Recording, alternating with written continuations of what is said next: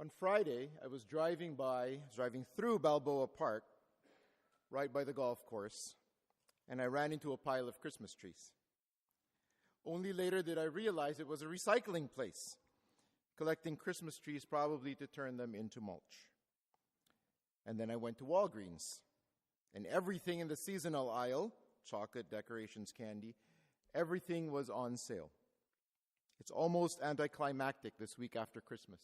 I was looking for Christmas carols on the drive down here this morning. There was nothing. It's almost as if there's nothing left to celebrate.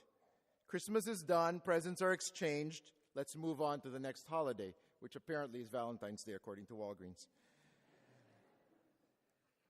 In all of this, it's very easy to lose the story of the child, of the baby Jesus, and of the family that nurtured him and took care of him and loved him. Today we hear the story of that same child presented in the temple. As a firstborn child, he is consecrated to the Lord as is required by the law. And we hear what may be, at least in my opinion, what may be the most beautiful prayer in the New Testament, which is prayed every night at Compline, the night prayer of the church. They're Simeon's words. Now, Master, you may let your servant go in peace, according to your word. For my eyes have seen your salvation, which you prepared in sight of all the peoples, a light for revelation to the Gentiles and the glory of your people Israel. Now, Master, you may let your servant go in peace, for my eyes have seen your salvation. It's a recognition that the promise had been fulfilled, that God was indeed faithful, that the Messiah is here, salvation is at hand. So go ahead and take me, Lord, I'm ready. You may let your servant go in peace. You may let your servant go in peace. Would that the story have been that simple. The end of today's gospel hopefully was all they had to deal with. For as Luke says, when the fulfillment of all the prescriptions of the law had been done, they returned to Galilee, to the town of Nazareth. The child grew and became strong and filled with wisdom, and the favor of God was upon him. Period. Very nice. It's a nice story of domestic bliss, and they lived happily ever after. Last year, we read from Matthew's Gospel, and Matthew's Gospel gives us a few more events in the chronology. Because after the visit of the Magi, Herod started to look for the child. So threatened and concerned were these wise men that they returned to their country by a different way. And when Herod realized that he had been deceived by the Magi, he became furious and ordered the massacre of all the boys in Bethlehem and its vicinity, 2 years old and under. The Holy Innocents, we call them. We celebrated their feast last Thursday.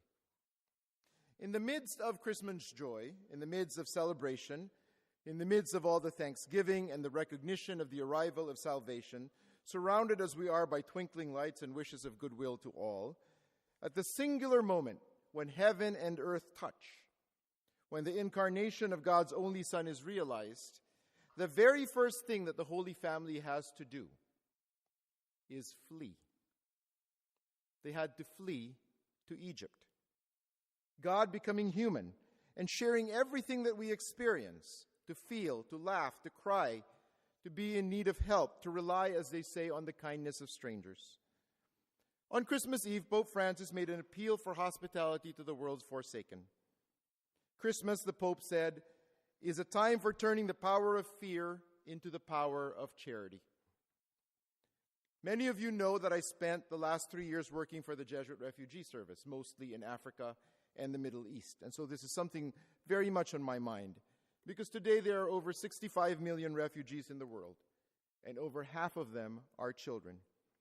Refugees who are experiencing what the Holy Family experienced: a need for charity, a need for compassion, a need for recognition of their human dignity. Pope Francis said, and I quote, "We see the tracks of millions of persons who do not choose to go away, but driven from their land, leave behind their dear ones. While some seek a better life, for many others this departure can only have one name: survival." What really strikes me about the Holy Family's story is that they were able to go back.